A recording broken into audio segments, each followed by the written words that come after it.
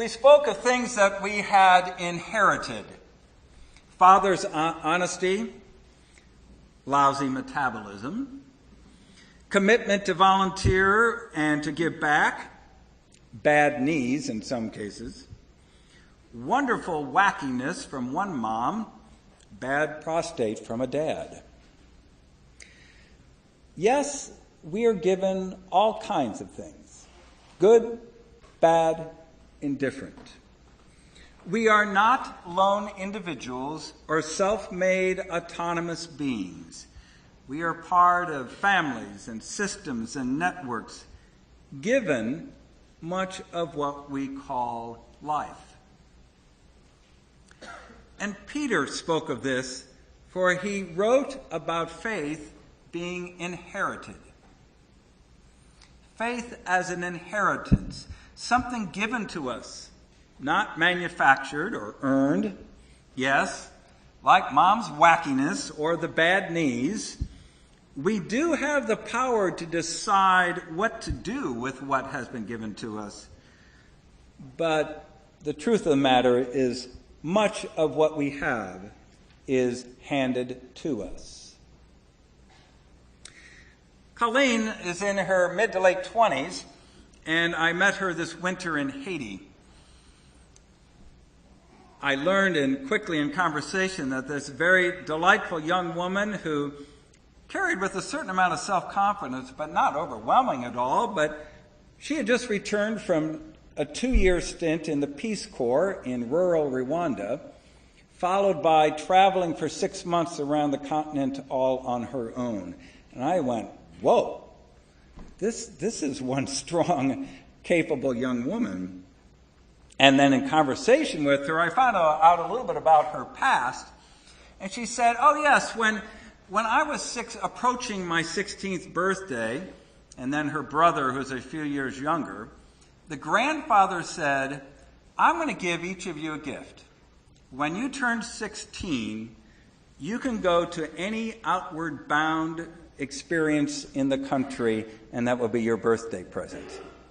Now, he was a sailor and an outdoorsman and loved the Chesapeake Bay. He was hoping that Colleen was going to pick sailing on the Chesapeake.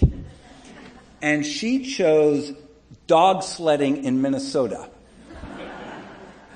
Yes, February in northern Minnesota, complete with the outward bound experience, you end with a solo venture. She got dropped off in a snowdrift with a sleeping bag and a team of dogs.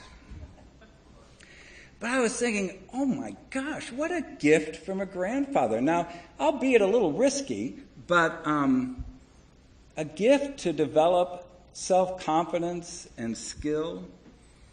What a remarkable fresh start for any 16-year-old. Today is all about inheritance. And Peter uses the language that even faith is an inheritance in a way. It's given, not earned. And Peter talks about the fruits of this gift of resurrection, namely a new birth into a living hope. That's what we're about this Easter season and in the experience of faith. A new birth into a living hope. It's a wonderful passage of 1 Peter. As I mentioned, he's writing specifically to a rather ragtag group of early Christians. Slaves, poor women, and wives whose husbands were not a part of the community of faith. In other words, he was writing to some of the folks least powerful on the planet. But then he writes about the gifts of God. Through the resurrection, we can touch the very power of God that can bring about new life. And he goes on to say, even suffering, because these folks knew something about suffering, clearly. But even through suffering, it can lead to strength and determination and new wisdom, for God is on the other side. Well, I'm thinking that this is a pretty good passage for the week after Easter. You know, suffering, not the most popular topic, not one that people want to hear on Easter Day, but here you are. We're on the Sunday after Easter, typically a crowd of folks who are serious and on the lifelong faith journey. And you know what? Suffering happens, and we people of faith, well, one thing we do is to face life head on. We don't pretend, even about the tough parts. From the Hebrew prophets, images of refiners' fire to go through the struggles and come out stronger, purer, better. And then from Peter, speaking about growing and toughening and maturing in wisdom. Now, clearly we do not glorify suffering, but we confront it head on. Now, one of my all-time favorite conversations about suffering, albeit rather quirky, comes from the exchange between Uncle Frank and Dwayne in the movie Little Miss Sunshine. Now, if you've seen it, it's a fairly quirky movie. The film is about a family ragingly dysfunctional on the surface, but underneath a passionate loyalty to one another. And the whole movie is about this extended family taking daughter Olive off to a beauty pageant. But I'm on a side track here with Frank and Dwayne. Now, Uncle Frank had an academic career that never quite got off the ground. He wasn't able to land teaching positions around his specialty of work with the French existentialist Marcel Proust. So Frank is having struggles. Now, Dwayne is an incredibly despondent, dark-spirited teenager who can't stand his weird family, can't stand school, and in many ways can't stand his own life. For most of the movie, Dwayne has sworn silence. He won't talk to anybody, and he just writes cryptic notes. But then when he starts to talk a little bit, he has this conversation with Uncle Frank. Dwayne begins. I wish I could just sleep until I was 18 and skip all this crap high school and everything. Just skip it. Frank, do you know who Marcel Proust is?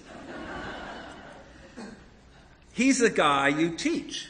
Yeah, French writer, total loser. Never had a real job, unrequited love affairs, gay. Spent 20 years writing a book that almost no one reads. But he's also probably the greatest writer since Shakespeare. Anyway, he gets down to the end of his life and he looks back and he decides that all those years he suffered, they were the best years of his life because they made him who he was. All those years he was happy, total waste. Didn't learn a thing. So, Dwayne, if you sleep until you're 18, think of all the suffering you're going to miss. I mean, high school. High school are your prime suffering years. You don't do better suffering than that.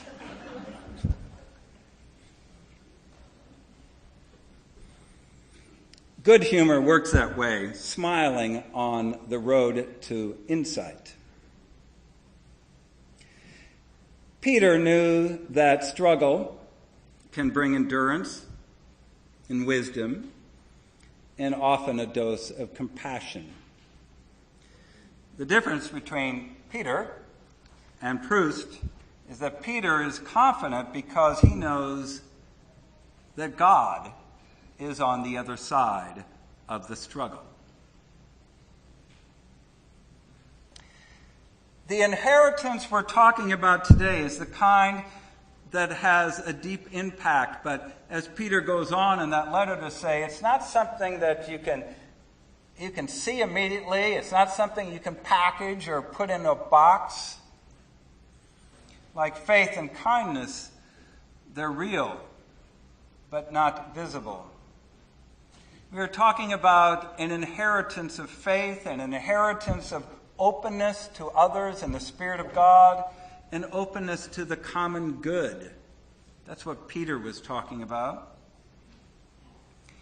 In Peter's setting, he's writing about slaves inheriting a vision of freedom, women a knowledge of equal rights, and common folk, even poor folk, knowing that they have an important place in the kingdom of God.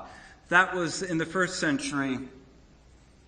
It stands true in our century as well.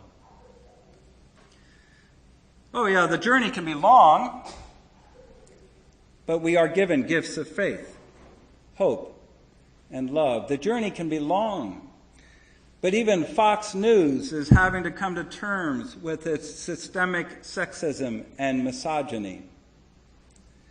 The journey is long and the road is hard, but we can move towards the justice and kindness of the kingdom of God.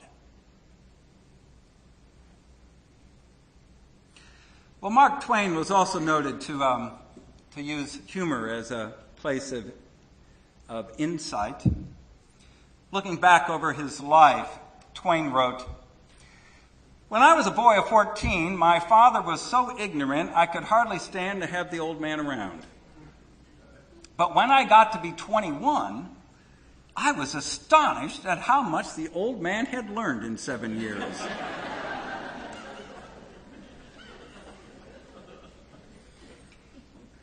Humility is an important byproduct of inheritance when received with some modicum of integrity.